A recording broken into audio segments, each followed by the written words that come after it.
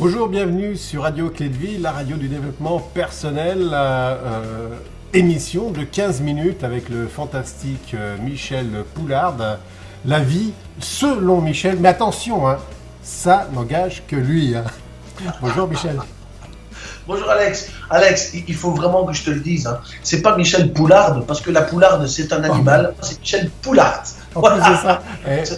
Généralement, on écorche mon nom, on le bousille, mais je tenais à dire Michel Poulard. Voilà, c'est bien parce que c'est une bonne introduction pour le sujet dont on va parler aujourd'hui. Justement, l'acceptation. Ça doit pas être facile tous les jours. Mon nom soit difficile à prononcer. Tu vois comment je rebondis, tu vois ça? Oui, j'adore ça, mais t'es un professionnel, c'est énorme. Dis-moi, Michel Poulard. Oui. Et surtout qu'on a fait 14 émissions, 14 fois j'ai prononcé la bonne chose. Voilà, je me suis dit, maintenant c'est bon, je pète un câble, je le dis. Michel, l'acceptation, là il y a eu des élections il y a quelques semaines de ça, là. L'acceptation, passage obligé? Ah oui, alors là tu viens directement dans le truc, là, paf, direct les élections, tu fonces direct, toi, ouais. Tu vois. Alors parlons-en de ces élections, sans pour autant faire de la politique ou sans pour autant être partisan, gauche, droite, démocrate, républicain ou quoi que ce soit. On va commencer par le commencement, si tu me le permets. Non. Non, tu me le permets pas. Je vas-y, prends, vas-y. puisque c'est mon émission. Tu m'as dit que j'étais fantastique. Alors, tu fais ce que je te dis. À toi d'accepter et d'assumer ce que tu viens de dire. J'accepte. Alors, l'acceptation, c'est quoi? L'acceptation, c'est déjà, ça vient du verbe accepter, bien entendu, c'est-à-dire on t'offre quelque chose et tu reçois volontairement ce qu'on te donne. Je dis bien volontairement. L'acceptation est une action qui se fait de façon consciente. Ce qu'il faut comprendre, c'est que dans l'acceptation, on peut le prendre ou ne pas le prendre. Comme un cadeau, on peut le prendre ou ne pas l'accepter. Ok? Donc dans la vie, si je peux commencer avec cette définition, c'est recevoir volontairement ce qui nous est offert. Et maintenant, on va essayer de transposer ça sur le quotidien, sur la vie. Qu'est-ce que c'est l'acceptation pour nous au quotidien? Bien entendu, c'est une belle métaphore, c'est très simple, mais comme tu le sais, comme vous le savez maintenant, qui me regardez maintenant pour la 15e fois, j'aime les choses simples. Alors, accepter dans la vie, c'est quoi? Accepter, c'est premièrement ne pas nier qu'il se passe des choses et surtout ne pas résister. L'inverse, accepter ou résister, parfois nous résistons au changement. Nous n'acceptons pas et on va se mettre dans une position de résistance qui nous empêche de regarder qu'il se passe des choses autour de nous et que nous devons parfois reconnaître, ça aussi c'est une deuxième phase, nous devons reconnaître qu'il y a des difficultés autour de nous. Accepter que la difficulté, que le changement fait partie de notre quotidien. Accepter, ça ne veut pas dire être d'accord, ça veut dire être conscient que, par exemple, la maladie fait partie de notre vie. Sans maladie, nous ne pourrions jamais recevoir des signaux de notre corps que nous allons mal et nous mourrions sans savoir que nous allions mal. Donc la maladie, elle fait partie de ce processus qui nous permet aussi d'accepter et d'apprécier la santé. Si on comprend qu'il faut une opposition en toute chose dans notre vie, que la nuit nous apprend à apprécier le jour, que la nuit nous permet également de vivre de merveilleux feux d'artifice, c'est super important. Accepter, c'est aussi reconnaître que nous sommes responsables des représentations et des interprétations que nous faisons de notre environnement. D'accord? C'est aussi accepter et prendre conscience que ce qui nous arrive, ce qui nous est arrivé et ce qui va nous arriver fait partie d'une histoire qui est la nôtre. Et cette histoire fait le personnage que nous sommes. Mais nous faisons aussi nous-mêmes le personnage que nous sommes. Et accepter, c'est aussi déresponsabiliser tous les autres, parce que parfois on met la faute sur les autres aussi, sur notre environnement. C'est accepter que nous avons aussi notre part de responsabilité dans ce qui peut se passer dans notre vie. Est-ce qu'avec ça, j'ai bien mis les fondements, tu penses? T'as mis une belle table. Alors, accepter, ça ne veut pas dire, encore une fois, être d'accord, hein, je le répète. Accepter, ça ne veut pas dire non plus se résigner, c'est pas pareil non plus, mais accepter, c'est avoir une pleine conscience que quelque chose se passe autour de nous, en nous ou avec nous. Ok? Donc, accepter, c'est un acte de pleine conscience. Alors, tu parlais des élections. C'est un bel exemple parce que ça va pouvoir illustrer et nourrir ce que je suis en train de dire. Voilà, tout le monde le sait, Donald Trump est élu prochain président des États-Unis et pour beaucoup de monde, sauf pour ceux qui ont voté pour lui, c'est la fin du monde. C'est la catastrophe. C'est le désarroi, la catastrophe, l'incompréhension la plus totale. Comment peut-on a priori voter pour quelqu'un comme ça? Après, j'ai envie de dire, quand on réfléchit vraiment bien et qu'on prend un peu de recul, il y avait 2 candidats et selon moi, c'est franchement pas qu'un jugement, c'est une observation, selon moi, entre la peste et le choléra, ils ont choisi la peste. Si on me permet de faire cette allusion, je n'ai aucun parti pris, aucun, mais c'est juste un constat. Alors que se passe-t-il?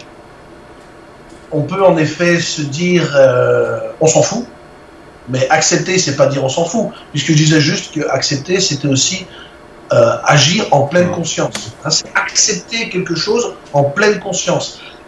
On va rentrer dans un raisonnement. Qu'est-ce qu'on peut faire? On n'a pas le choix, de toute façon. Première chose, c'est que nous, non-américains, nous n'avons aucune forme de pouvoir sur cette élection, même si être président des États-Unis a un impact extraordinaire sur le monde, on n'a rien à dire. Bon, ça c'est la première chose. Qu'est-ce qu'on peut nous faire? Déjà, on ne peut rien dire. On ne peut pas voter, on ne peut pas s'opposer, on ne peut pas non plus déménager, ça ne changera rien, hein, même si les Américains disent je déménage. Il y a même des Français, même des artistes français qui ont dit si c'est comme ça, je quitte la France. J'ai pas bien compris le truc. J'ai pas bien compris le truc. C'est surtout pour faire parler de soi, je crois. Donc, accepter en pleine conscience, c'est quoi? Eh bien, c'est prendre du recul, c'est d'observer la situation et de maintenant se dire, maintenant qu'on en est là, qu'est-ce qu'on va pouvoir faire pour construire avec ce qui nous arrive? C'est ça la question. C'est la même chose qu'être sur un voilier. On est aux commandes du voilier. Nous n'avons aucune prise sur le vent. Le vent peut tourner au gré, à son gré. Les vagues peuvent venir. La seule chose sur laquelle on a un peu de pouvoir, c'est le bateau sur lequel on se trouve, c'est la barre et c'est les voiles. C'est les seules choses que nous pouvons faire, c'est changer les voiles de position. C'est nous-mêmes changer notre vision, notre perspective de la situation. Est-ce que cela va nous rendre, est-ce que ça va rendre le monde pire? On ne le sait pas encore. Le problème, c'est qu'on fait une projection par rapport à ce qu'on a entendu, par rapport à des promesses électorales, qui, selon moi, restent des promesses électorales, et on sait très bien qu'un politicien, quand il est en période d'élection, lui-même sait que la moitié des promesses qu'il fait, il ne pourra même pas les tenir. Ce qu'il y a, c'est que les élections, c'est quelque part un jeu où il faut faire rêver un électorat pour pouvoir faire adhérer des gens dans son camp.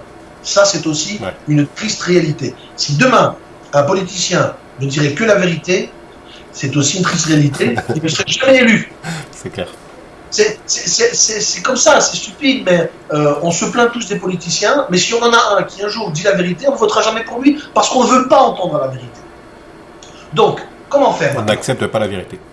On ne l'accepte pas, surtout quand on est dur à apprendre, et surtout quand la vérité te dit que tu vas souffrir, tu vas devoir payer, tu vas devoir changer, et qui a envie d'entendre qu'on doit changer quand on est dans nos zones de confort? Hein, voilà. Donc aujourd'hui, Donald Trump est élu. Eh bien, je disais tout à l'heure quand on était en conversation, juste avant d'enregistrer cette émission, que je regardais hier une vidéo d'un jeune homme américain qui avait eu une vision assez positive et que je trouve extraordinaire. Et en substance, il disait la chose suivante, c'est que, bien entendu, il n'est pas content que Donald Trump soit élu. C'est pour lui une mauvaise représentation du plus mauvais qui puisse exister des États-Unis. Néanmoins, ce qu'il sait, et je rejoins complètement ce message, c'est que le changement n'intervient souvent qu'après une période de souffrance et de douleur. Quand on est dans nos zones de confort, quand tout va bien, on ne se pose pas la question s'il faut changer des choses. Et que le changement n'intervient qu'après des moments douleurs, parfois subis. Quand nous sommes malades, eh bien, on doit aller chez le médecin, et on ne penserait pas y aller pour faire des examens préalables. On y va souvent quand c'est un peu trop tard. Ouais. Le changement se fait dans la douleur. Quand on fait du sport, on ne peut pas prendre de la masse musculaire sans se faire mal. Il faut souffrir. Voilà. C'est que le changement est souvent lié aussi à la souffrance parce qu'il faut lâcher prise. Lâcher prise, on en a parlé précédemment dans une autre émission. Il faut accepter la situation, c'est-à-dire reconnaître et ne pas nier la situation telle qu'elle est.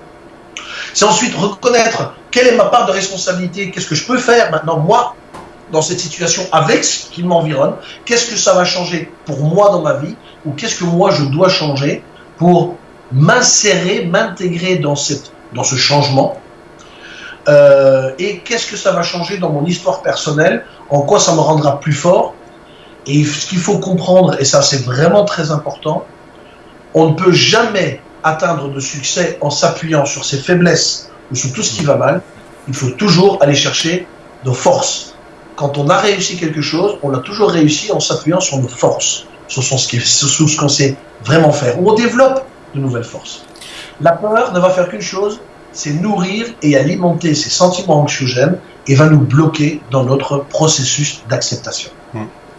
Petite question, plus vite tu acceptes et plus vite tu avances, plus vite tu passes à l'action? Parce qu'on a parfois deux catégories de personnes, les personnes qui acceptent et puis go, on y va, et puis les personnes qui refusent d'accepter. Alors ça, c'est une question un peu piège. C'est une question un peu piège parce que en donnant une réponse, ça pourrait donner une réponse stigmatisante dans ce sens où si c'est binaire, oui ou non, voilà, c'est pas aussi binaire que ça. Il n'y a pas de oui et pas de non. Je vais t'expliquer pourquoi. Il y a des gens qui prennent leur temps pour accepter une situation. Mais une fois qu'ils ont compris, tu dois les connaître ces gens-là, une fois, il y a des gens qui sont plutôt lents à la détente, on les connaît, c'est pas péjoratif, mais dès qu'ils ont compris, le changement s'opère radicalement du jour au lendemain.